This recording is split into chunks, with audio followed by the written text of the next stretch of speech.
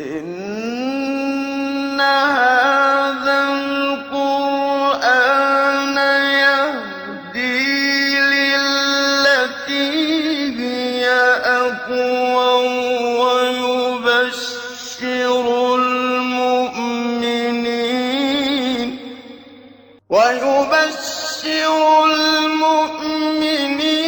الذين يعملون الصالحات أن لهم أجرا كبيرا. بسم الله الرحمن الرحيم. الحمد لله رب العالمين وبه نستعين وصلى الله وسلم على سيد الأنبياء والمرسلين وعلى آله وأصحابه أجمعين ومن تبعهم بإحسان إلى يوم الدين. أما بعد. سلسلہ تفسیر کی یہ نشست نمبر 139 ہے، یعنی 130 پر 9، اور اس نشست میں انشاءاللہ سورۃ الحج کی 36ویں آیت کریمہ کی تفسیر ہوگی، جس سے متعلق کچھ نشستوں میں گفتگو ہو چکی ہے۔ اللہ تعالیٰ نے ارشاد فرمایا وَالْبُدْنَ جَعَلْنَاهَا لَكُم مِّن شَعَائِرِ اللَّهِ لَكُمْ فِيهَا خَيْرٌ فَاذْكُرُوا اسْمَ اللَّهِ عَلَيْهَا صَوَافَ فَإِذَا وَجَبَتْ جُنُوبُهَا فَكُلُوا مِنْهَا وَأَطْعِمُوا الْقَانِعَ وَالْمُعْتَرَّ كَذَلِكَ سَخَّرْنَاهَا لَكُمْ لَعَلَّكُمْ تَشْكُرُونَ۔ اس آیت کریمہ سے متعلق ہم نے پچھلی کچھ نشستوں میں بہت ساری باتیں آپ کے سامنے رکھی ہیں۔ آج کی اس نشست میں اس آیت کریمہ کا ایک قطعہ اللہ تعالیٰ نے فرمایا فَإِذَا وَجَبَتْ جُنُوبُهَا، اس سے متعلق ہوگی انشاءاللہ۔ فَإِذَا وَجَبَتْ جُنُوبُهَا، عربی زبان میں وجبت اس کا معنی کیا ہے، اس سے متعلق کچھ خلاصہ کر دیتے ہیں۔ عربی زبان میں الوجوب کا جو بنیادی معنی ہے الوجوب کا، وہ ہے الثبوت والاستقرار، الثبوت والاستقرار۔ ابن فارس رحمہ اللہ کہتے ہیں کہ الواو والجیم والباء وجبہ، اس کا بنیادی معنی کیا ہے؟ کہا کہ یدل علی سقوط الشیء ووقوعہ، کسی چیز کا گرنا یا کسی چیز کا واقع ہونا۔ کیا مطلب ہے؟ یعنی مادی اعتبار سے یا معنوی اعتبار سے، ہر دو اعتبار سے کسی چیز کا مطلب وہ ایک طرح سے ثابت ہو جانا، کسی چیز کا واقع ہو جانا، یا کسی چیز کا جو ہے مادی اعتبار سے گر جانا، کسی چیز کا حصی اعتبار سے، ہر دو پہلو سے جو ہے یہ چیز مستعمل ہے۔ اس کے پھر متفرع آپ دیکھیں گے کہ جو ہے کئی معنی ہیں، جب عربی زبان میں کہتے ہیں وجب البیع وجوبا، کیا مطلب ہے؟ حق و وقع، کہ بیع اب واقع ہو چکی ہے، مطلب یہ کہ اب ثابت ہو چکی ہے، اب یہ اس کو استقرار نصیب ہو چکا ہے، اب یہ طے ہو چکی ہے، یہ معنی اس کا۔ عربی زبان میں جب کہتے ہیں وجب المیت، کیا مطلب ہے اس کا؟ وجب المیت، اس کا مطلب یہ ہوا کہ سقط، کیا مطلب ہے؟ یعنی القتیل کو عربی زبان میں کہتے ہیں الواجب یا واجبون، مطلب یہ کہ اسے قتل کیا گیا ہے، اب وہ گر چکا ہے، اب اس کا جسد ہے، بس اب پڑا ہوا ہے، وہ گر چکا ہے، وہ اب کرنے کے قابل نہیں۔ اس کے اندر بھی دیکھو آپ الثبوت والاستقرار کا معنی آتا ہی ہے، تو یہ بنیادی ساری معنی اس کے اندر ہیں۔ اللہ سبحانہ و تعالیٰ نے فرمایا فَإِذَا وَجَبَتْ جُنُوبُهَا، وجبہ کا جو میں نے لغوی معنی بھی بتایا ہے، یہ لغوی معنی اللہ کے رسول صلی اللہ علیہ وسلم کی ایک حدیث سے بھی ثابت ہے۔ لغت عرب کے اعتبار سے ہم جو کہتے ہیں کہ یہ چیز مستحب ہے، یہ چیز واجب ہے، میں اصطلاحی معنی میں نہیں کہہ رہا ہوں، شرعی معنی میں نہیں کہہ رہا ہوں، لغت عرب میں اس کا جو معنی ہے سقوط الشیء، کسی چیز کا گرنا، کسی کی چیز کا دھڑ پڑا ہوا ہے، یعنی انتقال ہو چکا ہے، اب وہ انسان مر چکا ہے، تو اس لغوی معنی میں بھی حدیث سے ثابت ہے یہ لفظ۔ ایک حدیث ہے جو اس باب میں بہت معروف، اس لفظ کے اعتبار سے نہیں، اس قصے کے اعتبار سے بہت معروف حدیث۔ یہ جو حدیث ہے سنن ابی داؤد میں ہے، سنن ابی داؤد کی کتاب الجنائز میں، حدیث سندن صحیح ہے، شیخ البانی رحمہ اللہ نے صحیح کہا ہے۔ یہ حدیث کیا ہے؟ اللہ کے رسول صلی اللہ علیہ وسلم کے ایک صحابی جابر ابن عتیق رضی اللہ عنہ، عتیق ہمارے مشاہدین کے لیے کہ آخرت میں حرف قاف نہیں، کاف محملہ، تو جابر ابن عتیق رضی اللہ عنہ معمر صحابی، 61 ہجری میں آپ کا انتقال ہوا، 90 سال کی عمر میں۔ جابر ابن عتیق رضی اللہ عنہ کہتے ہیں کہ اللہ کے رسول صلی اللہ علیہ وسلم ایک صحابی کی عیادت کے لیے آئے. عبداللہ بن ثابت نام تھا ان کا, اور ان کی کنیت تھی ابو الربیع. اللہ کے رسول صلی اللہ علیہ وسلم جب ان کے پاس آئے تو ان کی زندگی کے آخری ایام, بلکہ آخری گھڑی چل رہی, بے ہوش تھے وہ. آپ صلی اللہ علیہ وسلم جب ان کے پاس آئے تو آپ نے ان کو بلایا بھی زور سے, فصاح بھی رسول اللہ صلی اللہ علیہ وسلم, یعنی یہ ابو الربیع کہہ کر کے بلائے ان کو, کوئی جواب نہیں. تو فاسترجع رسول اللہ صلی اللہ علیہ وسلم, آپ صلی اللہ علیہ وسلم نے ایک تو انا للہ و انا الیہ راجعون پڑھا اور کہا غلبنا علیک یا ابا الربیع, کہا کہ ابو الربیع آپ ہم پر غالب آ چکے ہیں, ہم مغلوب ہو چکے ہیں. مطلب کیا ہے, اللہ رب العالمین کی جو تقدیر ہے, اللہ سبحانہ و تعالیٰ نے انسان کے حق میں آپ کے لیے جو لکھ رکھا ہے وہ چیز ہم پر غالب ہے, اب فی الحال ہم مغلوب ہیں. یہ مطلب جیسے یہ بات کہی اللہ کے رسول نے صلی اللہ علیہ وسلم, ایک تو آپ نے استرجاع والی بات تھی, انا للہ و انا الیہ راجعون پڑھا آپ نے, پھر آپ نے کہا کہ غلبنا علیک یا ابا الربیع کہا آپ نے. تو گھر کی خواتین نے جب سنا تو وہ چیخنے لگی, رونے لگی, زور سے رونے لگی. تو جابر بن عتیق انصاری رضی اللہ عنہ وہ گھر کی خواتین کو روک رہے ہیں, خاموش کرا رہے ہیں, مت رویا کرو, مت رویا کرو. اب غور طلب بات دیکھیں, اللہ کے رسول صلی اللہ علیہ وسلم عربی اللسان, آپ صلی اللہ علیہ وسلم نے جابر بن عتیق رضی اللہ عنہ کو جب دیکھا کہ وہ روک رہے ہیں, یسکتہن, آپ اپنے گھر کی خواتین کو روک رہے ہیں, تو آپ نے کہا کہ دعہن فاذا وجب فلا تبکین باکیہ, نہیں رہنے دو ان کو, اب رو رہے ہیں رونے دو. فاذا وجب, کیا کہا آپ نے, فاذا وجب فلا تبکین باکیہ. چونکہ ہماری جو مادری زبان ہے اردو زبان ہے, تو علی الفور ہم اس طرح کی باتوں کے لیے تعبیراتی طور پر ایسے الفاظ جلدی سے ہم استعمال نہیں کرتے, ہمارے پاس مستعمل نہیں ہے نا. لیکن رسول اللہ صلی اللہ علیہ وسلم عربی اللسان ہے, آپ نے جو لفظ استعمال کیا وہ کیا, کہا کہ فاذا وجب فلا تبکین باکیہ. جب چیز واجب ہو جائے, ثابت ہو جائے, تو پھر کسی کو رونے کا حق نہیں ہے, رونے کا کوئی فائدہ بھی نہیں ہے. حالانکہ جابر بن عتیق رضی اللہ عنہ انصاری ہیں, مدنی ہیں, اہل مدینہ سے ہیں, اس کے باوجود بھی وہ متنبہ ہو گئے, اور یہ سمجھ بیٹھے کہ یہاں پر اللہ کے رسول نے جو بات کہی کہ فاذا وجب, کہا کہ دعہن, ان کو روک دو, رونے دو, فاذا وجب فلا تبکین باکیہ.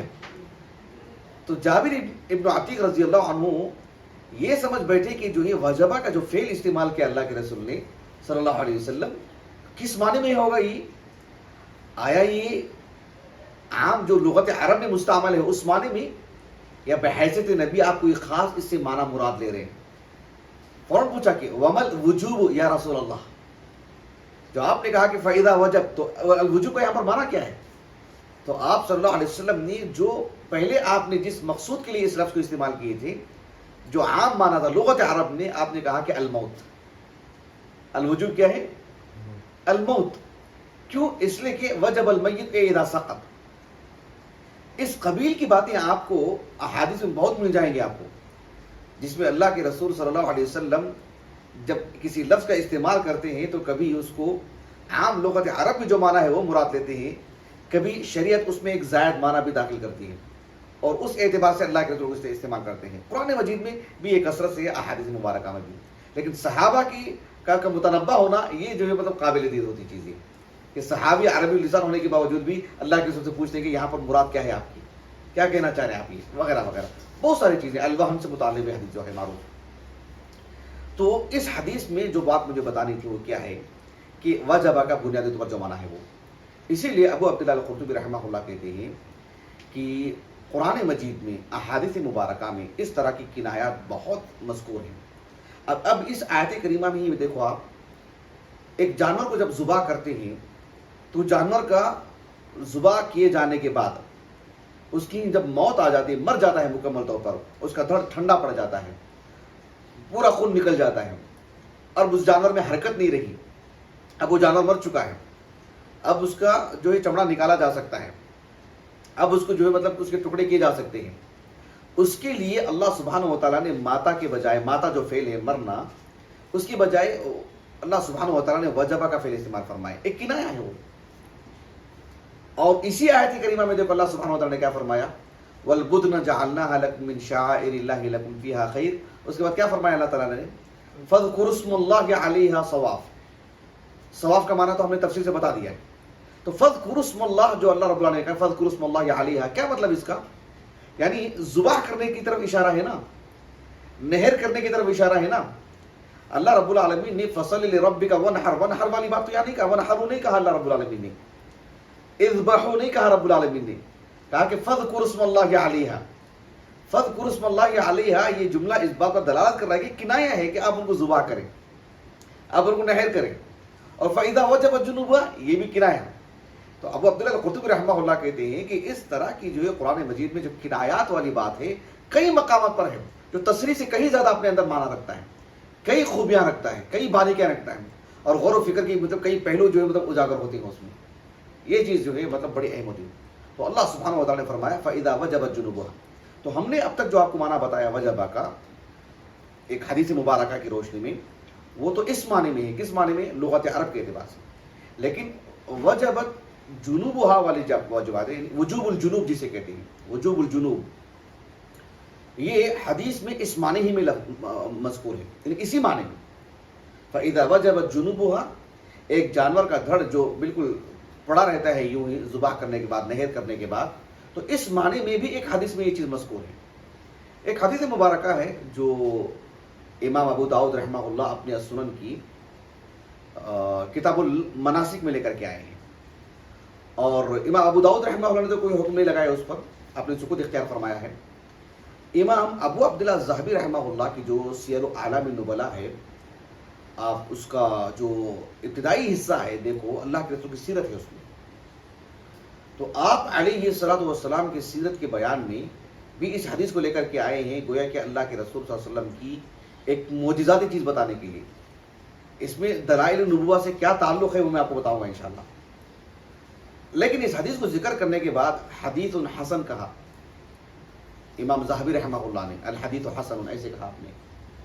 شیخ محمد ناصر الدین البانی رحمہ اللہ نے جو سنن ابی داؤد پر جو تفصیلی کام کیا ہے، صحیح ابی داؤد جو ہے، اس میں آپ نے ایک تو یہ کہا کہ اسنادہ صحیح، جہاں آپ نے اس پر صحیح ہونے کا حکم لگایا ہے، ساتھ میں آپ نے یہ بھی کہا ہے کہ وقد صححہ ابن حبان والحاکم، ایسے بھی کہا آپ نے. تو ان دونوں کی تصحیح کو بھی آپ نے جو نقل کیا ہے امام شیخ البانی رحمہ اللہ نے. بہرحال یہ حدیث سندن صحیح ہے.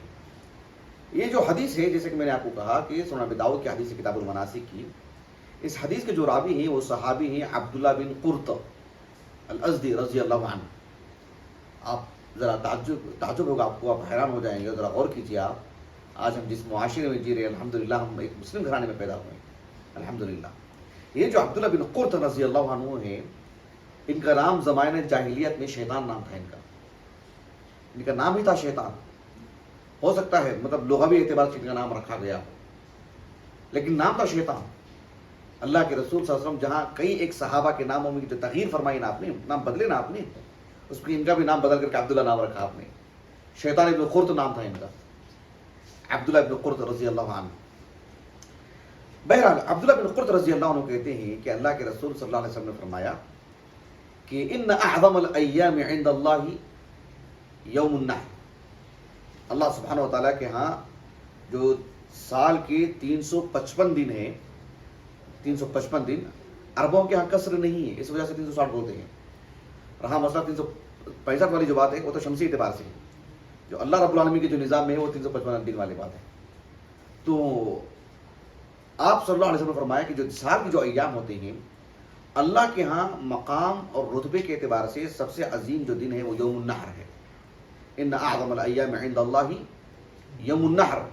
کہا کہ ثم یوم القر، پھر اس کے بعد کون سا دن؟ کہا کہ یوم القر، ایام تشریق کا پہلا دن 11 ذی الحجہ.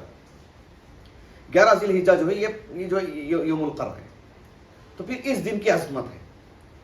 اب اس بات کو بتانے کے بعد عبداللہ بن قرط رضی اللہ عنہ جو کہتے ہیں وہ قابل غور بات ہے کہ آپ صلی اللہ علیہ وسلم کے پاس تقریباً 5 یا 6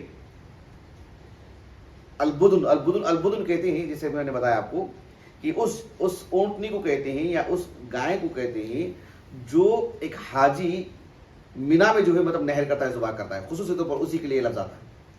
تو 5 یا 6 لائے گئے اللہ کے رسول کے پاس صلی اللہ علیہ وسلم. قرب لرسول اللہ صلی اللہ علیہ وسلم بدنات خمس اوسط ایسے ہیں. 5 یا 6 اونٹ لائے گئے اللہ کے رسول کے پاس. اس کے بعد کا لفظ غور طلب ہے. صحابی رسول عبداللہ بن قرط رضی اللہ عنہ کہتے ہیں فَتَفِقْنَ يَزْدَلِفْنَ بِأَيَّتِهِنَّ يَبْدَأ. ان 5 اونٹوں میں سے ہر اونٹ اللہ کے رسول کے پاس جلدی جلدی آنے کی کوشش کر رہا تھا کہ مجھے نہر کریں آپ, اس کار خیر میں مجھے اولیت نصیب ہو. یہ معجزہ ہے اللہ کے رسول کا صلی اللہ علیہ وسلم.